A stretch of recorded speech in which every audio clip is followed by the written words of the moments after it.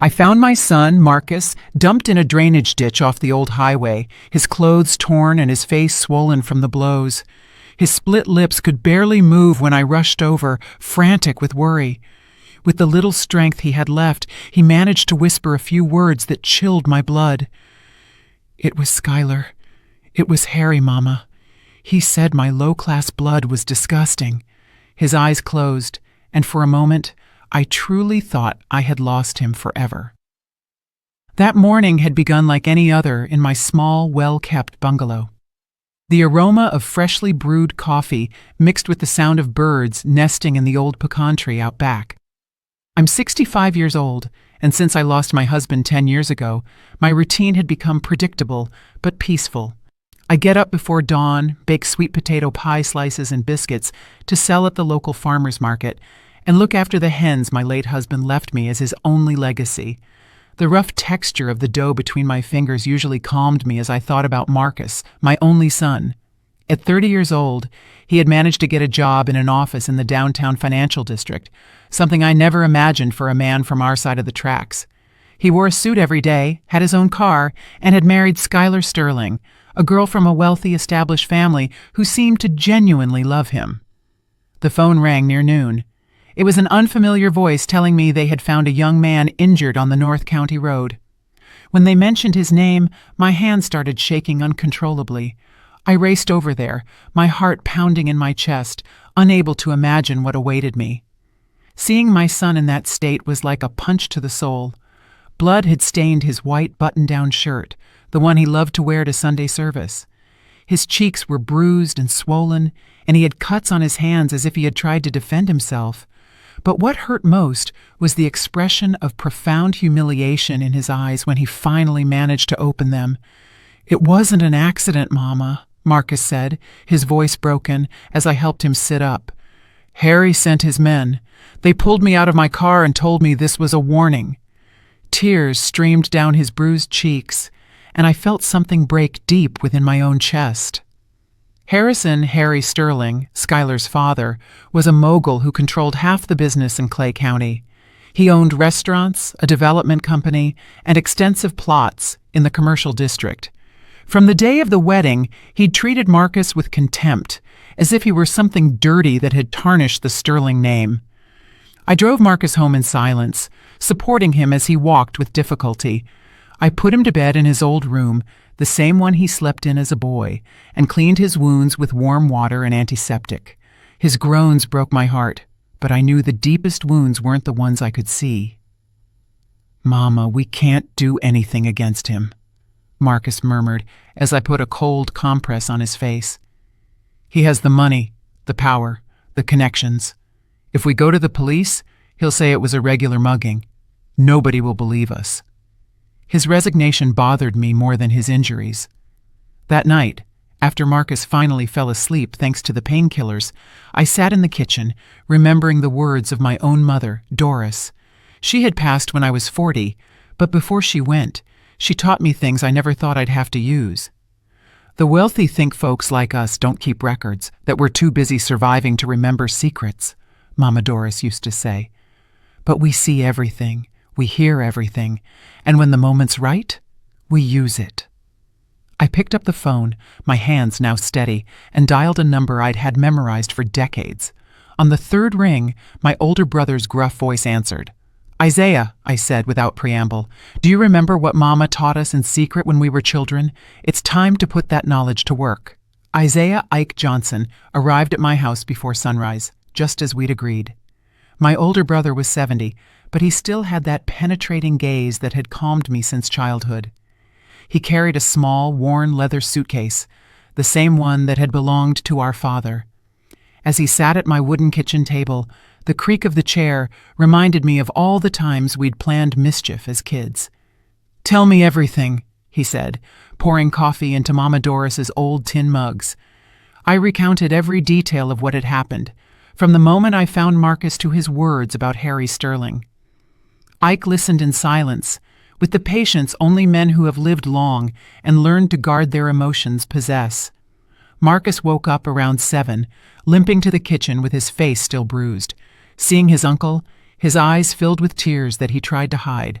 Ike walked over and hugged him, just like he did when Marcus was a child. "Son," Ike said in a low voice, "this is not going to stand, but I need you to tell me exactly what happened. Don't leave out a single thing."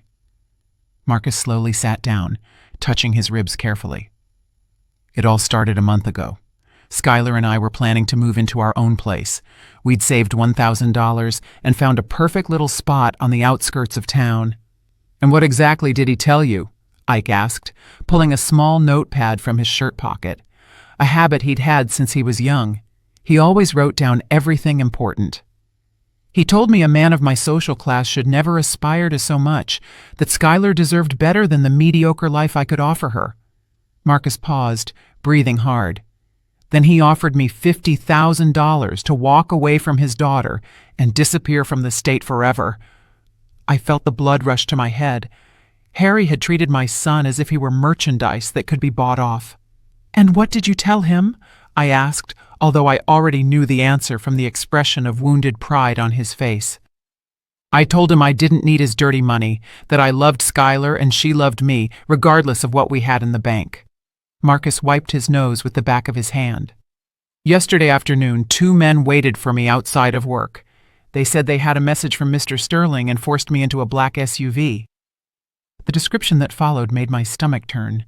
The thugs had taken him to an empty lot where Harry was waiting, sitting in his silver Mercedes S-Class. Without even getting out of the car, he had ordered them to beat Marcus enough so that he would understand the message. "Tell your mama this is only a warning," he had said, with that cold smile I knew from the few times I'd run into him at the bank. "That man believes he can do whatever he wants because he has money," I muttered, feeling rage build in my chest like a furnace. "But he's wrong. There are things money can't buy, like a family's dignity." Ike closed his notepad and looked at me with those eyes that had seen too much. "Elara, remember what Mama Doris told us about Harry Sterling Sr., the one who owned the big properties before Harrison took over?" Of course I remembered. Old Man Sterling had been the cruelest slumlord in the county back in the 50s. Mama had worked as a housekeeper in his house and had witnessed terrible things. When he died in a strange accident, his son Harrison inherited everything and built his empire on the foundation of his father's brutality. "Mama kept documents, didn't she?" Ike continued.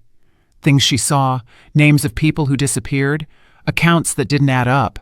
She always said that information would serve justice one day." Marcus looked at us, not fully understanding, but I knew exactly what my brother meant. Our mother was uneducated but incredibly street smart. For years she had watched, listened, and memorized everything that happened in the houses where she worked. Before she passed, she had given me a metal box with photographs, letters, and documents she had managed to save. "The box is in the attic," I told Ike. "I haven't opened it since Mama's funeral, but I know it contains information about the properties Harrison acquired in the 60s through dubious means." My brother smiled for the first time since he arrived. "Then we have a place to start. But we need to be very careful. A man like Harrison didn't get where he is by being careless. He has contacts in the police, in the city council, and in the courts." Marcus tried to stand up, but the pain made him sit back down. "I don't want you getting into trouble because of me. I'll just leave town. I'll find work somewhere else. Skylar will understand." "Don't you dare!" I exclaimed with more force than I intended. "Your father didn't raise a coward, and neither did I. The Johnsons don't run when things get tough. We face problems head-on, no matter the cost." Ike placed his hand on mine with that warmth that had comforted me since I was a child. "Your mama's right, son. Besides, if you leave now, Harry will think he can do the same thing to any other humble family.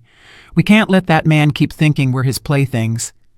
Just then, we heard the sound of a car stopping in front of the house. Marcus paled and carefully approached the window. "It's Skylar," he whispered. "She's alone, but she looks very upset." Skylar got out of the car with teary eyes and disheveled hair.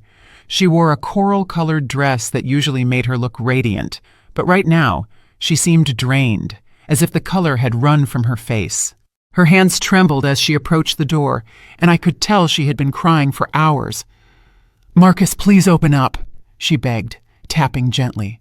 Her voice sounded broken, desperate. "I know you're there. I need to explain what happened. I need you to know I didn't know anything." My son looked at me, uncertain. Part of him wanted to run to her, but the humiliation and physical pain kept him frozen in the chair. Ike approached the window and looked carefully out onto the street. "I don't see any other cars. Looks like she came alone," he murmured. I opened the door, and Skylar practically collapsed into my arms. Her sweet perfume contrasted sharply with the smell of dirt and sweat that still clung to Marcus's clothes. "Ms. Delara, I'm so sorry. My father is a monster. I didn't know what he was capable of." I led her to the living room, where Marcus was waiting with clenched fists. When Skylar saw his beaten face, she covered her mouth, stifling a gasp. "Oh my God, Marcus, what did he do to you?" She reached out to touch him, but he instinctively recoiled. "Your father had me beaten because he thinks my blood is too poor to mix with his," Marcus said bitterly. "He offered me $50,000 to disappear from your life. I guess that's what I'm worth to him." Skylar sat on the worn sofa, wiping her tears with a lace handkerchief. "Last night, I overheard Dad talking on the phone with someone. He said the problem had been resolved, that he no longer had to worry about that boy. When I asked him what he meant, he yelled at me to stay out of his business." "And what did you do?" Ike asked, studying her every expression. He had inherited our family's natural distrust of wealthy people. "I checked his phone while he was asleep," Skylar confessed, dropping her gaze. "I found messages with someone called the Grizz. He had paid him $2,000 for disciplining the boy. When I read that, I immediately knew it was about you, Marcus." Silence filled the room. I felt the rage grow in my chest like a fire consuming everything in its path. Harry hadn't just ordered my son beaten. He had documented his crime as if it were nothing more than a commercial transaction. "There's something else," Skylar continued, pulling an envelope from her purse. "A man arrived at the house very early this morning. He handed this to my father and left without saying a word. The envelope contained blurry photographs that showed Marcus being beaten by two men while Harry watched from his car."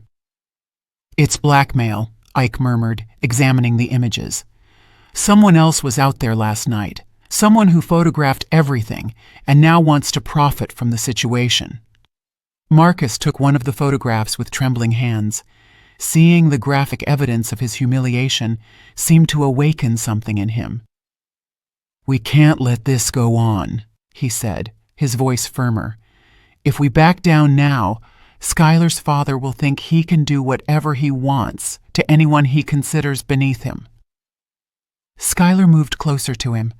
This time, Marcus didn't pull away. "I love you," she said, gently taking his hand. "I don't care what my father says.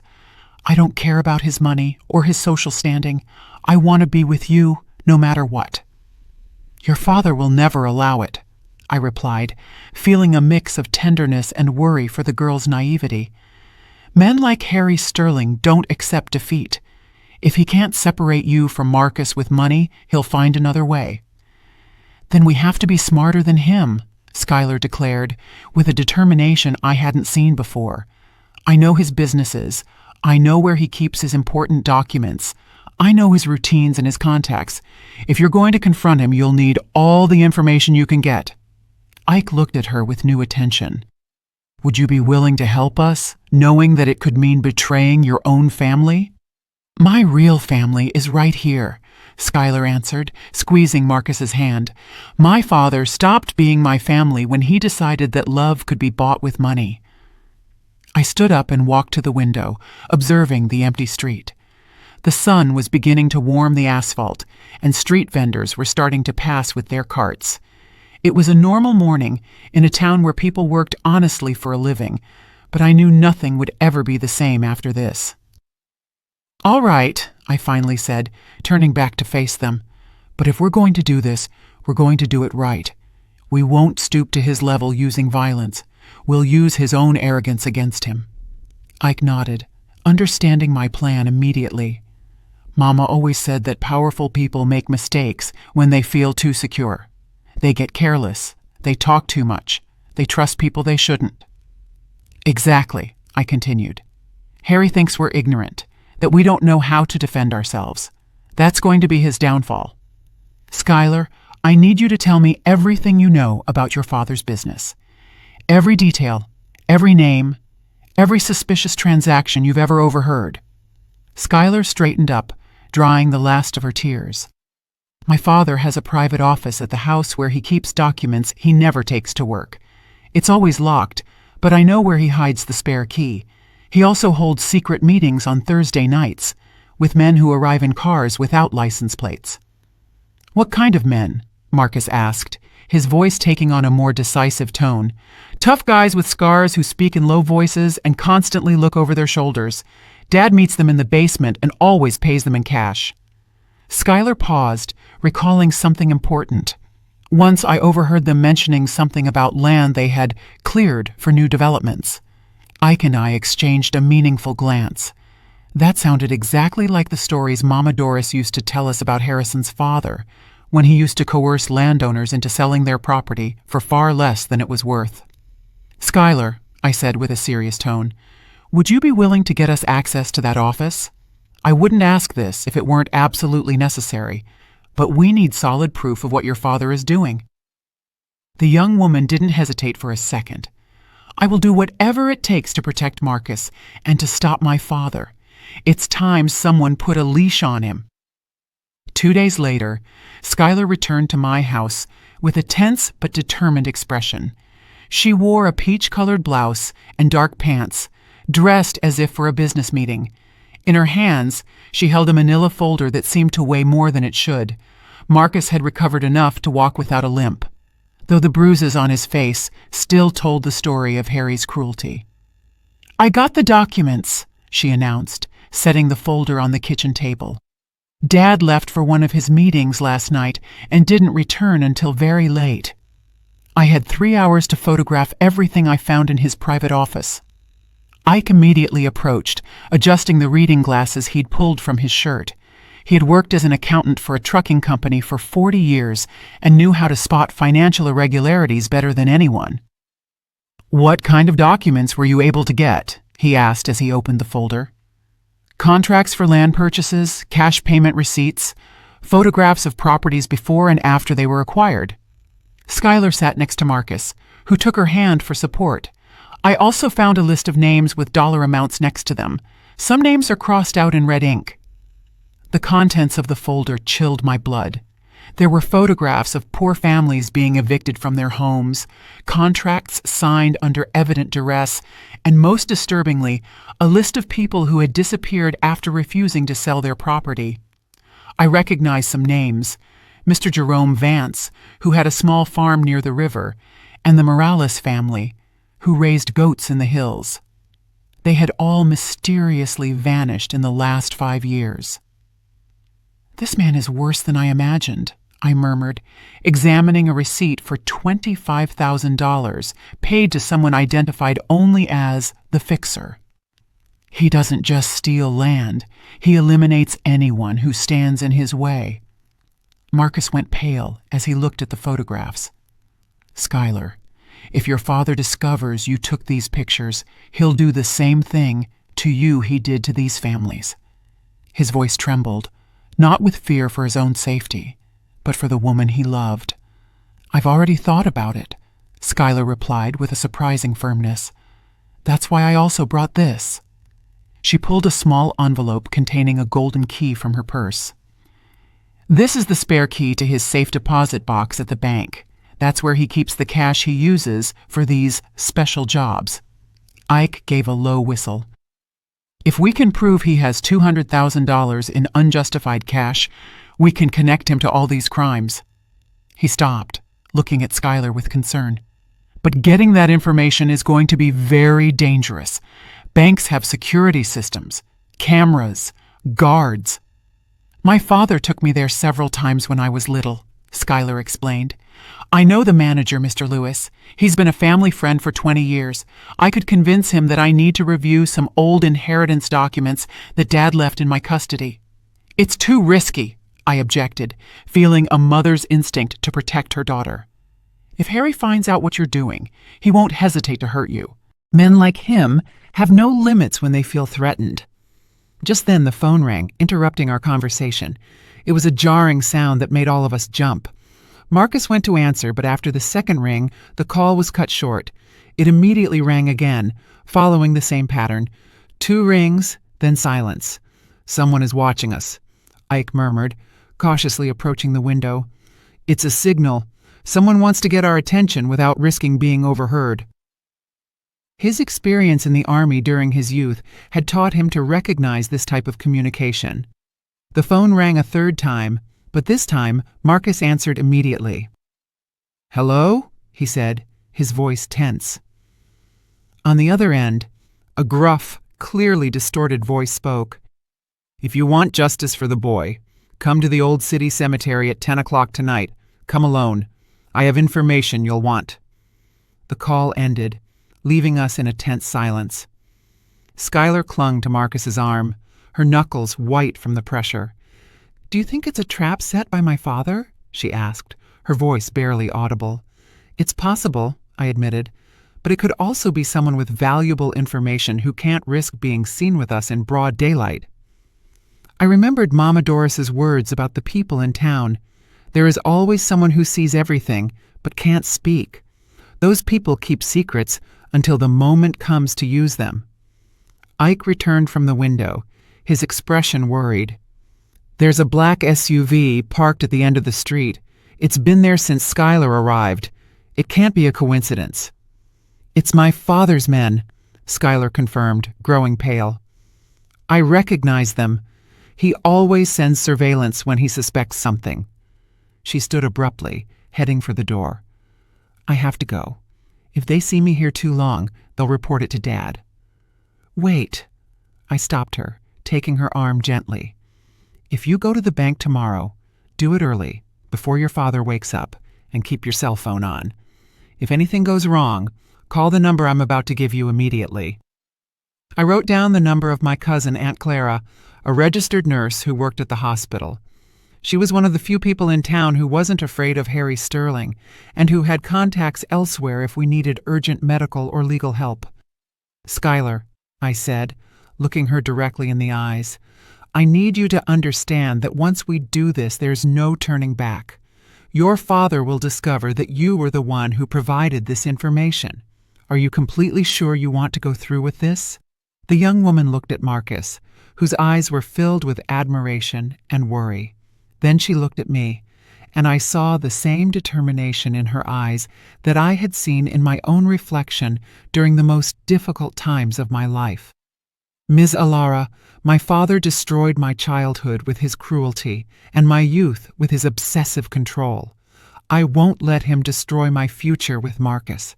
She walked toward the door, but stopped before leaving. "Tonight, when you go to the cemetery, be very careful.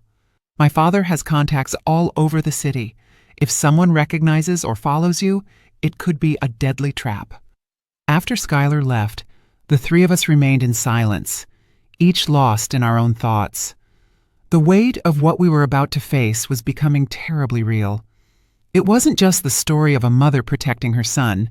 It was the story of ordinary people confronting a corrupt system that had operated in the shadows for decades. "Mama," Marcus said finally, "do you think we're doing the right thing? Maybe we should take the money Harry offered and start a new life somewhere else." I looked at him with the same seriousness with which my mother had looked at me when she taught me the most important lessons of life. "Son, there are moments in life when you have to decide what kind of person you're going to be. You can be the person who runs when things get tough, or you can be the person who stays and fights for what's right. Your father was the second kind, and so am I." At 9:30 that night, Ike, Marcus, and I walked in silence toward the old city cemetery. The streets were empty, save for a few stray dogs that followed us for a couple of blocks before disappearing into the shadows. The night air carried the scent of magnolia flowers mixed with the smell of damp earth that always preceded the rainy season. The old cemetery was located on the outskirts of town, surrounded by a rusty iron fence that creaked in the wind. The oldest gravestones dated back to the turn of the last century, many of them tilted by time and covered in moss. The full moon provided enough light to walk among the graves without tripping, but it also created unsettling shadows that seemed to move around us. "There he is," Ike murmured, pointing toward a figure waiting next to the Herrera family mausoleum. It was a tall, thin man, dressed in dark clothes and a cap that partially hid his face. As we got closer, I could see he was around 50 years old and had a scar running across his left cheek from his ear to the corner of his mouth. "Are you the family of the young man who was beaten?" he asked in a hoarse voice, keeping to the shadows. His accent suggested he wasn't from the area, likely from a bigger city up north. "We are," Marcus replied, stepping forward despite the pain in his ribs. "Who are you? Why do you want to help us?" The man removed his cap, revealing graying hair and eyes that had seen too much wrong. "My name is Daryl, but that doesn't matter. What matters is that I worked for Harry Sterling for 10 years, until my conscience couldn't handle the things he asked me to do anymore." "What kind of things?" I asked, although part of me already dreaded the answer. "Disappearances, threats, blackmail. Harry built his empire on the misery of families like yours." Daryl pulled a thick envelope from his jacket. "Here are copies of all the jobs I did for him between 2015 and 2023. Photographs, recordings, documents that prove how he operates." Ike took the envelope with trembling hands. "Why did you keep all this? Why didn't you go to the police?" "Because half the local police are on Harry's payroll," Daryl replied bitterly. "The chief gets $5,000 a month to look the other way. The judges get $10,000 to close cases involving Sterling's properties. The whole system is rotten to the core." Marcus moved closer to the man. "You're the one who took the photographs when I was beaten." "Yes. Harry hired me to document the lesson they were going to teach you. He wanted proof that you had been punished for daring to challenge his authority." Daryl spat on the ground in disgust. "When I saw those animals beating you, something broke inside me. I remembered my own son, who was your age." "So you also sent those photographs to Harry," I deduced. "You're trying to blackmail him." "It's not blackmail, ma'am. It's survival." The man moved closer, and I could smell the alcohol on his breath. "Harry found out I had copies of compromising information. Last night, he sent 2 of his men to my house with a message. Either I hand over everything I have on him, or I'd end up like the other families who got in his way." Ike opened the envelope and examined its contents using the light of a small flashlight. "There's enough evidence here to put him in federal prison for life," he murmured. "Falsified contracts, records of payments to hitmen, even photographs of him personally supervising violent evictions. The most important thing is at the bottom," Daryl indicated. "A recording where Harry admits to ordering the murder of Mr. Wallace Green, the community organizer who was resisting his land grabs. It was in 2019. The man officially died in a car accident." I remembered that case. Wally Green had been a respected man who tried to organize small landowners to resist Harry's pressure. His death had been very convenient for the mogul's expansion plans, but no one had questioned the official version of the accident. "Why are you giving this to us?" Marcus asked with justified suspicion. "What do you gain by helping us?" "Nothing. In fact, I'm probably going to die for this." Daryl put his cap back on, preparing to leave. "But I have a son your age working up north. If I don't stop Harry now, when my boy comes home, he could be the next victim of that man's arrogance." "Where are you going now?" I asked him, feeling a mixture of gratitude and concern for this stranger who had risked everything to help us. "Far away, very far.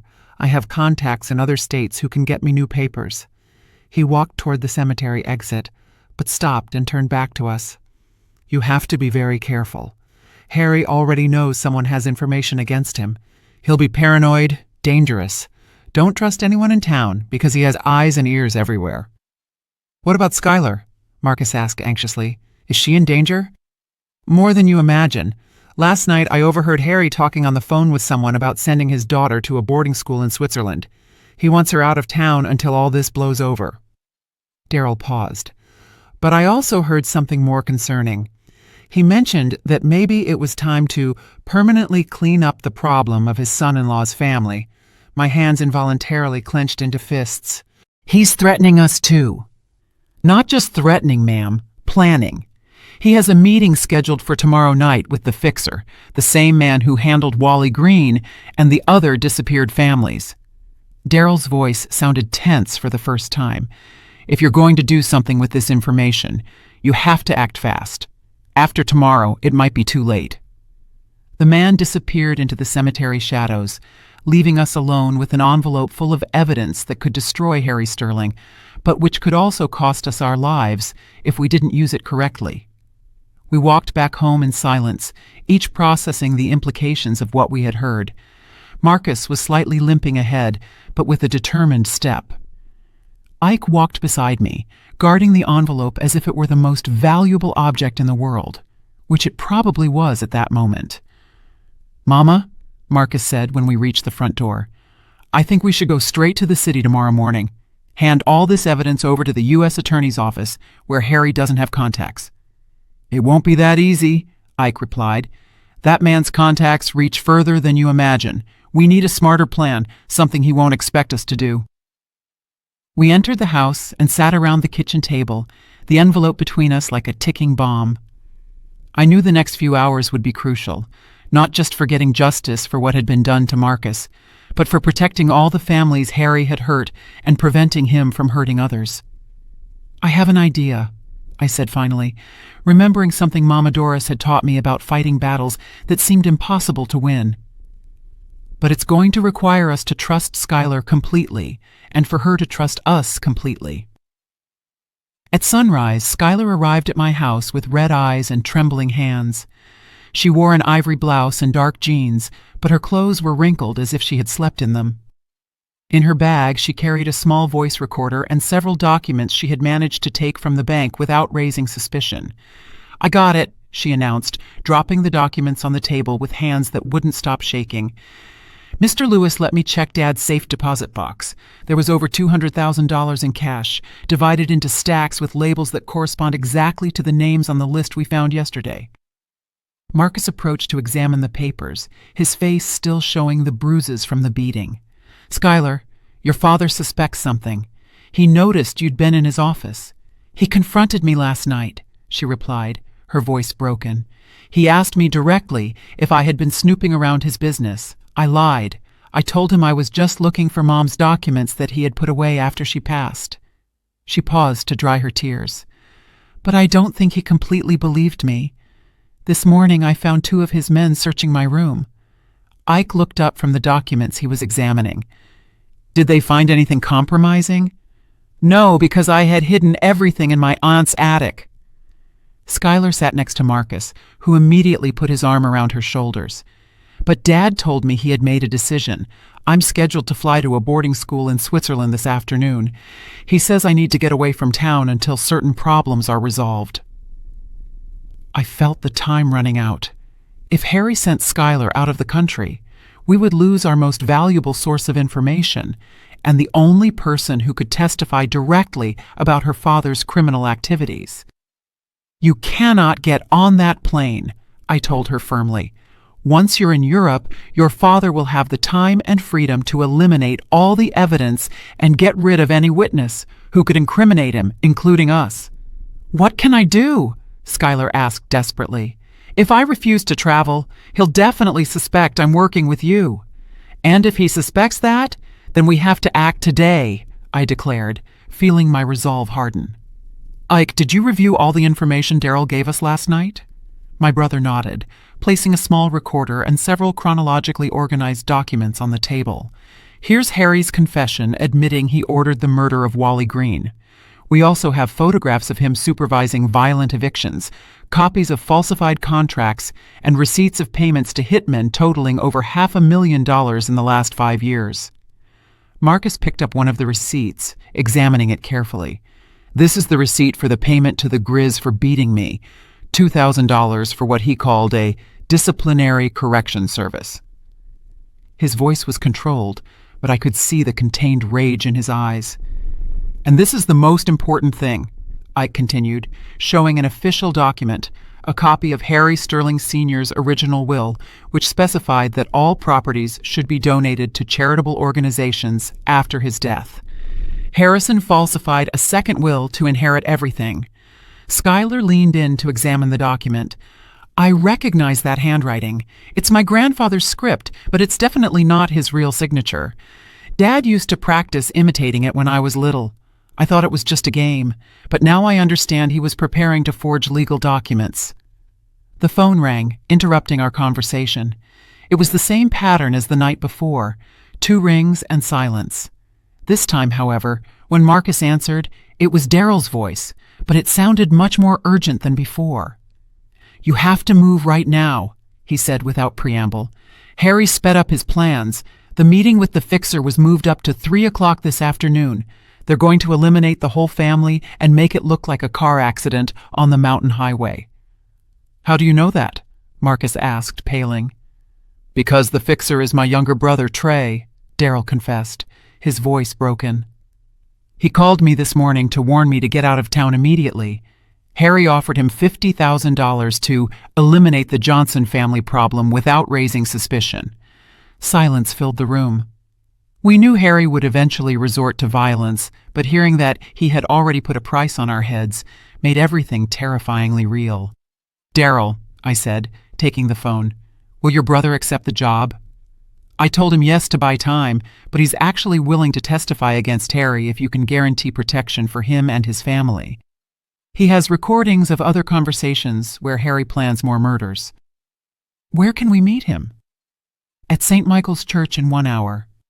Come through the back entrance, the one that leads to the garden, and bring all the evidence you have. My brother knows an investigative reporter who can make all this public before Harry has time to react. The call was cut short, leaving us with a mix of hope and terror. We finally had the chance to publicly expose Harry's crimes, but we also knew he wouldn't hesitate to kill us if he discovered our plan before we could execute it. Schuyler, I told her, I need you to call your father and tell him you accept the trip to Switzerland, but you need a few more hours to pack and say goodbye to some friends. That will give us time to get to the church and organize everything with Daryl's brother. And then? She asked. Once the story is published, Dad will immediately know I helped you. He'll want to kill me too. That's why we're going to make sure that by the time the story is published, he's already in police custody, I replied. Ike, call your contact at the U.S. Attorney's Office. Tell him we have evidence of multiple homicides and that we need immediate protection for witnesses. My brother nodded, heading for the phone. And if Harry's contacts in the federal government are more extensive than we think? Then we'll take the risk, I declared, because the alternative is to wait for the fixer to find us this afternoon and finish the job he was hired for. Marcus stood up, moving with determination, despite the lingering pain in his ribs. Mama, I want you to know that I'm proud of you. Dad would be proud too. Not many women your age would have the courage to stand up to a man like Harry Sterling. Your father taught me that there are moments in life when you have no choice but to fight, I replied, remembering the words my husband had told me during the hardest times of our marriage. When someone threatens your family, when someone tries to take your dignity, there is no room for fear, only room for action. Schuyler approached and hugged me tightly. Ms. Ilara, no matter what happens today, I want you to know that you have shown me what a real family means. My father gave me money and education, but you have given me something much more valuable, the example of what it means to fight for the people you love. We gathered all the evidence, organizing it into separate folders to provide copies to both the journalist and the federal authorities. We knew the next few hours would determine not only our fate, but the fate of all the families Harry had destroyed and all those he would destroy in the future if we didn't stop him. As we left the house, I looked back one last time. I didn't know if we would ever return, but I knew that no matter what happened, we had made the right decision. It was time to face Harry Sterling with his own weapons, the truth, the evidence, and the determination of people who had nothing to lose but their dignity. St. Michael's Church stood silently under the midday sun. Its cracked walls and tilted bell tower told stories of a century of prayers and secrets. We entered through the back garden, where wild roses grew unchecked among the wooden crosses marking the oldest graves in town. The air smelled of incense, mixed with the sweet scent of flowers beginning to wilt in the heat. Inside the church, a man waited, sitting in the last pew. He was younger than Daryl, perhaps 40 years old, but he had the same characteristic scar on his face and the same eyes that had seen too much violence. When we approached, he stood up with nervous movements, constantly glancing toward the doors as if expecting someone to follow us. "Are you the Johnson family?" he asked, his voice barely audible. "I'm Trey, Daryl's brother. I swear on my mother's memory that everything I'm about to tell you is the truth." Marcus stepped forward, extending his hand to greet him. "We are. Your brother said you have information that can help us stop Harry Sterling." Trey led us to the sacristy, where he had prepared a table with recorders, photographs, and chronologically organized documents. I've worked for Harry for 8 years as his problem solver. Every job is documented here, with dates, locations, methods used, and amounts paid. Ike approached to examine the documents, his hands trembling slightly as he turned the pages. "This is incredible. You have records of at least 20 murders, 50 violent evictions, and dozens of cases of extortion and blackmail. The most important thing is here," Trey said, pointing to a digital recording. "Harry admitting he plans to eliminate his own daughter if she keeps helping you. The conversation is from last night, after he discovered Skylar had been at the bank checking his private documents." Skylar paled and staggered slightly. Marcus immediately held her, but I could see the shock in her eyes. "My father, he really said he was going to kill me?" His exact words were, "If that stupid girl thinks she can betray her own blood, she's going to learn that blood can also be spilled." Trey activated the recording, and Harry's voice filled the small room, cold and calculating, as always. "The problem with Skylar is that she inherited her mother's sentimental weakness," Harry was heard saying. "She thinks love is more important than family loyalty. If I have to choose between losing my empire or losing a disloyal daughter, the choice is obvious." Tears ran down Skylar's cheeks, but there was something more than pain in her expression. It was rage, a deep, profound rage that had been building since she discovered her father's true nature. "I want that monster to pay for everything he has done, not just to you, but to all the families he has destroyed." "There's more," Trey continued, showing recent photographs. "Harry has been preparing his escape. He has false documents ready, bank accounts overseas, and a private jet scheduled to leave tonight for a country with no extradition treaty. He knows someone will eventually expose him, and he's preparing to flee." "Why are you helping us?" I asked him directly. "What do you gain by turning in your boss after so many years working for him?" Trey took off his shirt, revealing deep scars on his back and arms. "These are the marks my own boss left on me when I made a minor mistake 3 years ago. Harry had his own men torture me to teach me discipline. Since then, I've been planning my revenge." "But there's something else," he added, pulling a photograph from his wallet. It was a girl about 10 years old, smiling in front of a rural school. "My daughter lives with her mother in a nearby town. Harry found out where she is and threatened to harm her if I didn't eliminate your family today. I can't let him use my little girl to force me to kill innocent people." The puzzle was starting to come together. Trey didn't just want personal revenge, he was trying to protect his own daughter from becoming another victim of Harry's blackmail. He was a desperate man trying to break the cycle of violence that had trapped him for years. "I have a plan," I announced, unfolding a map of the town on the table. "The investigative reporter will be here in 2 hours. We need to keep you safe until then, and we also need to make sure Harry can't escape before the story breaks." "How are we going to stop him?" Marcus asked. "That man has bodyguards, weapons, and contacts everywhere. We can't confront him directly." "We're not going to confront him directly," Trey replied with a chilling smile. "We're going to use his own paranoia against him. Harry is expecting me to eliminate your family this afternoon. Instead, I'm going to call him and tell him I found evidence that Skylar is planning to escape the country with you, taking compromising information." "That will infuriate him," I objected. "He'll want to kill us immediately."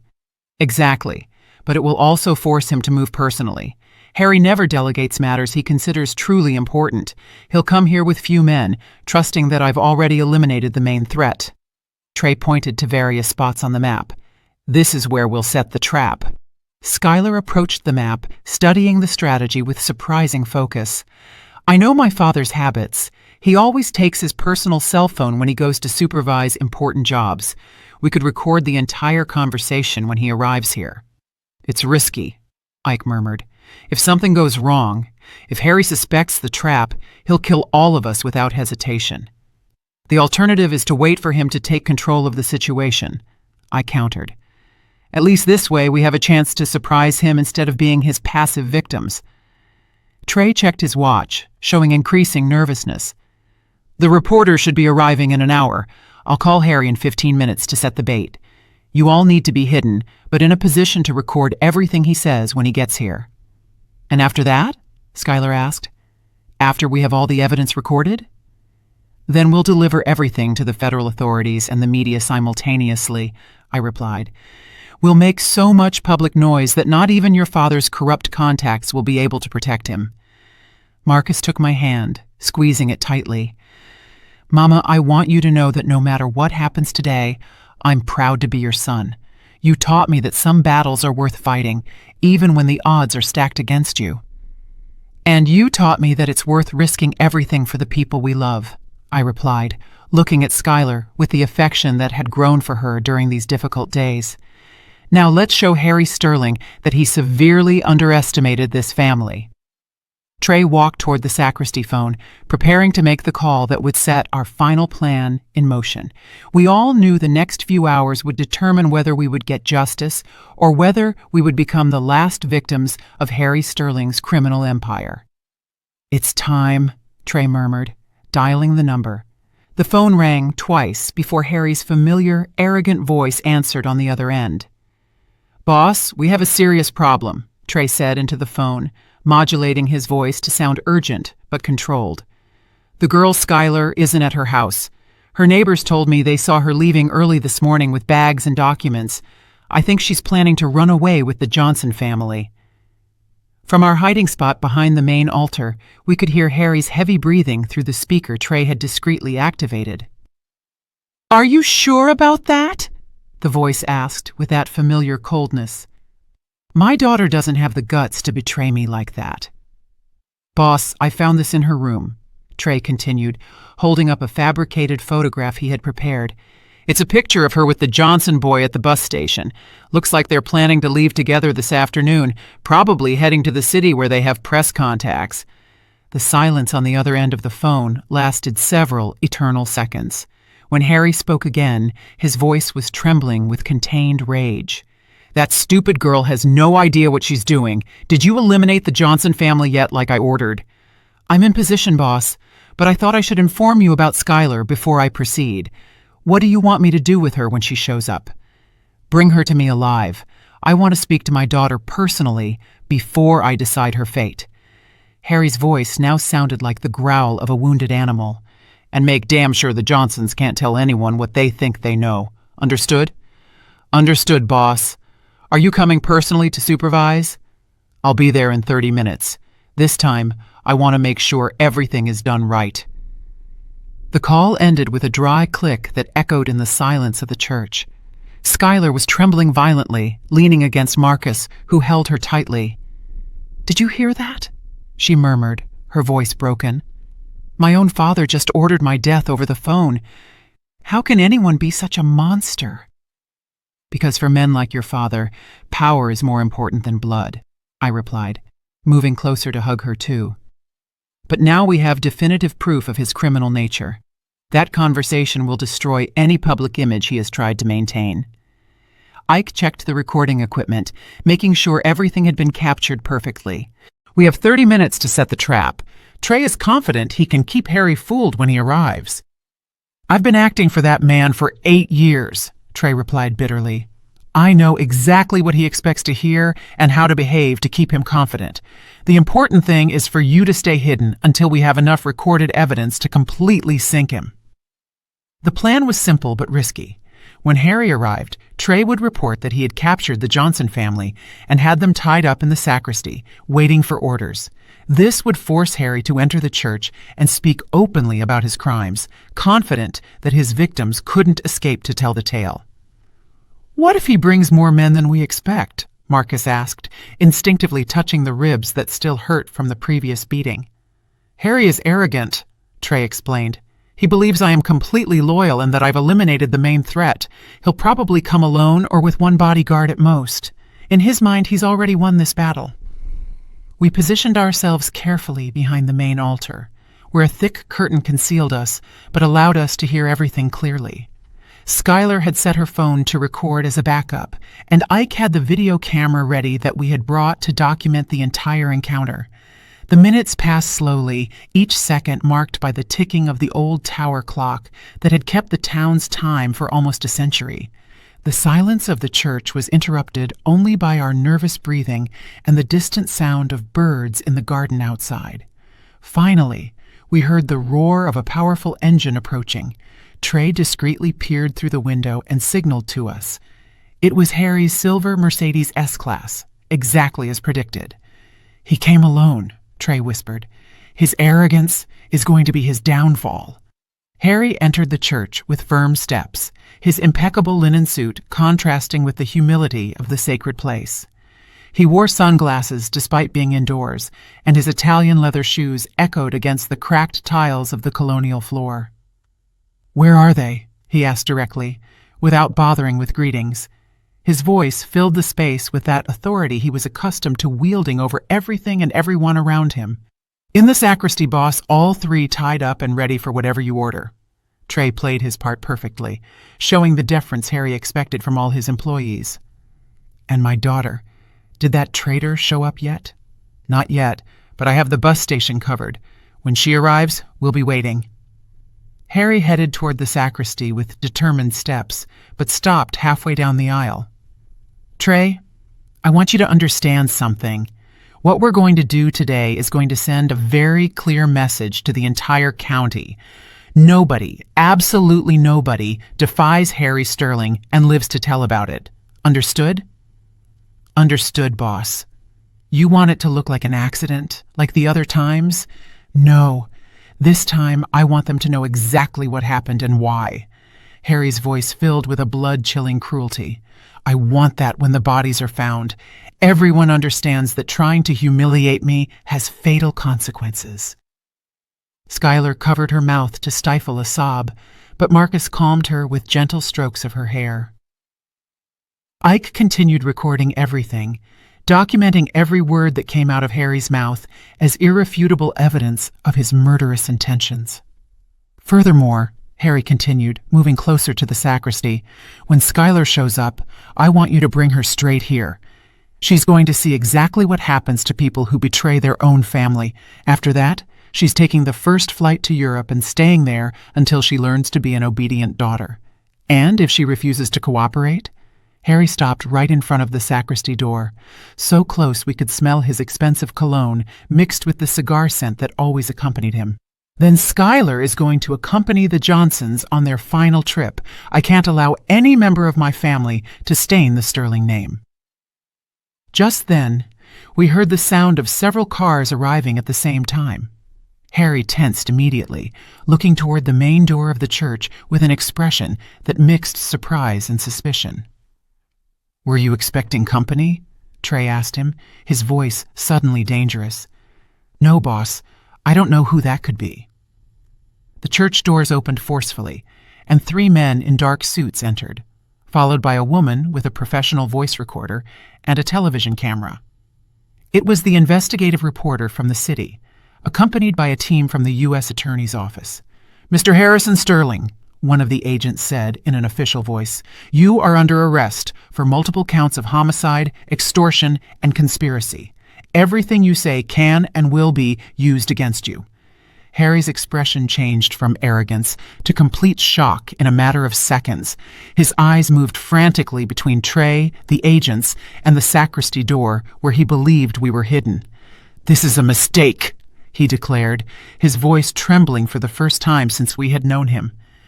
"I don't know what you're talking about. I just came here to pray." At that moment, we emerged from our hiding place behind the altar. Harry saw us appear, and his face transformed into a mask of pure hatred. "You!" he shouted, pointing a trembling finger at us. "This is all your fault.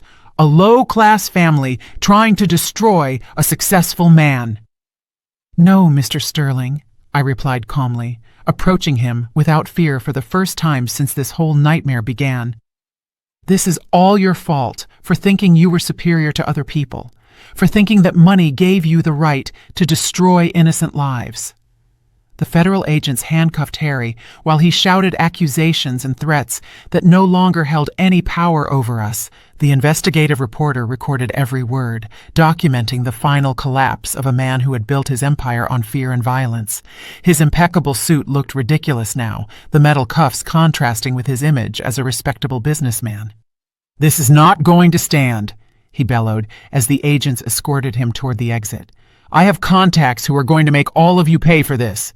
Nobody humiliates me and lives to tell about it." Skylar approached her father with firm steps, drying the last tears she would ever shed for him. "Dad, for 20 years I waited for you to love me like a daughter. Today I understood that you're incapable of loving anyone more than yourself. I hope the rest of your life in prison gives you time to reflect on all the families you destroyed." Harry looked at her with a mixture of contempt and something that might have been pain, but was probably just rage at being betrayed by his own blood. "Skylar, you are a sentimental fool, just like your mother. When I get out of this, and I will get out, you're going to regret choosing that trash over your own family." "My real family is right here," she replied, taking Marcus's hand and moving closer to me. "These people taught me what unconditional love means, something you could never give me despite all your money and power." The agents took Harry away for good, but before they left, the one who seemed to be in charge approached us. "Ms. Johnson, we need your entire family to come with us to give formal testimony. We also need to put you under temporary protection until we can arrest all of Sterling's associates." "How long will that last?" Marcus asked, worried about our safety and Skylar's. "Based on the evidence you provided, probably a few weeks.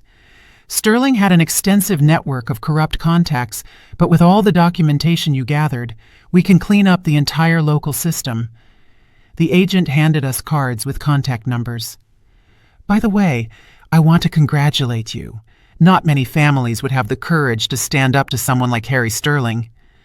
Trey approached before leaving, carrying a small bag that contained all the additional evidence he had collected during his years working for Harry. "Ms. Ilara, I want to ask for your forgiveness for all the terrible things I did working for that man. I know I can't undo the damage, but I hope my testimony helps bring justice for all his victims." "Trey," I said, placing a hand on his shoulder, "we all deserve a second chance.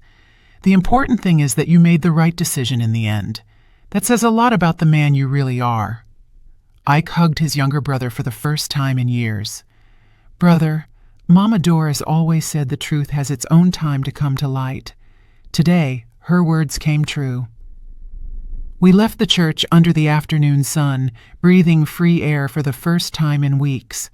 The town streets looked different now, as if the weight of oppression had been lifted from all the corners where Harry had extended his influence. Neighbors began to come out of their houses, whispering the news of the capture of the man who had controlled their lives for so long. 3 months later, I returned to my routine of baking biscuits in the mornings, but now my kitchen was full of laughter. Marcus and Skylar had gotten married in a simple ceremony in the garden, surrounded by all the extended family and neighbors who had found the courage to testify against Harry's crimes once they knew it was safe to do so. "Grandma Ilara!" Little Maya, my neighbor's granddaughter, shouted. She was an 8-year-old girl with bright eyes that reminded me of my own Marcus when he was small. "Is it true that you beat the bad man who scared the whole town?" "No, my dear," I replied, stroking her hair as she fed the chickens with corn kernels. "We didn't beat anyone. We just showed him that the truth is stronger than fear, and that when families stick together to protect each other, they can face any problem." Skylar appeared in the kitchen doorway, wearing a lavender dress she had bought at the local market. She had sold all her expensive jewelry and designer clothes, using the money to help the families her father had harmed. "Mother," she said, using the affectionate term I love to hear, "Marcus is ready to go to the courthouse. They're reading the final sentence today." The trial had lasted 2.5 months. Harry was sentenced to life in federal prison for multiple homicides, plus 30 additional years for extortion, illegal land appropriation, and conspiracy. His properties were confiscated and sold, with the money distributed among the victims of his crimes. The system of corruption he had built crumbled like a house of cards once the light of truth illuminated it completely. "How do you feel?" the investigative reporter who had helped us asked when we met outside the courthouse after hearing the sentence. "Do you feel vindicated for everything your family suffered?" "It's not about vengeance," I replied, looking up at the blue sky, where the clouds moved slowly, pushed by the wind. "It's about justice. It's about proving that in this country, no matter how much money you have or how much power you think you have, no one is above the law." Marcus put his arm around my shoulders as we walked back to the car. "Mama, do you think Dad would be proud of what we did? Your father always told me that the Johnsons aren't a family that gives up easily," I replied, feeling my late husband's warm presence in the wind that moved the tree leaves. "I think he would be very proud to see how his son became a brave man and how his daughter-in-law became part of our family the right way." Skylar approached from the other side, taking my free arm. "Ms. Ilara, there's something I want to tell you. Marcus and I are expecting a baby. It's due in March, and we want to name him after your husband if it's a boy, or after your mother if it's a girl." I felt tears of happiness streaming down my wrinkled cheeks. After all the years of pain and loss, after all the battles I'd had to fight, I was finally seeing the dawn of a new generation that would grow up in a town free of the fear that had dominated it for so long.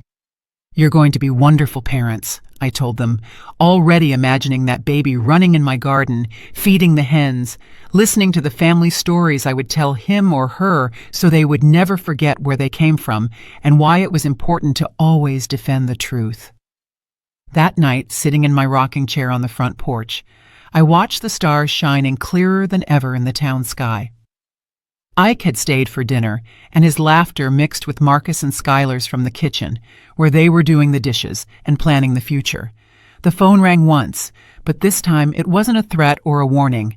It was my cousin, Aunt Clara, calling to tell me they had opened a new community health clinic downtown, funded with part of the money recovered from Harry's assets. Medical services, that had been a privilege for the wealthy for decades, were now available to all working families. "Ilara," Clara said excitedly, "they're going to need nurses and administrators for the new clinic. Do you think Marcus and Skylar would be interested in working there? It would be perfect for a young family just starting out." I hung up the phone, feeling the circle was complete.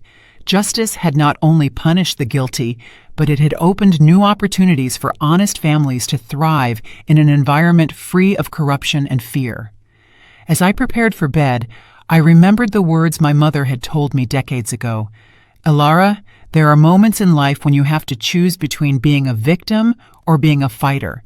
The difference isn't in the strength of your arms, but in the strength of your heart."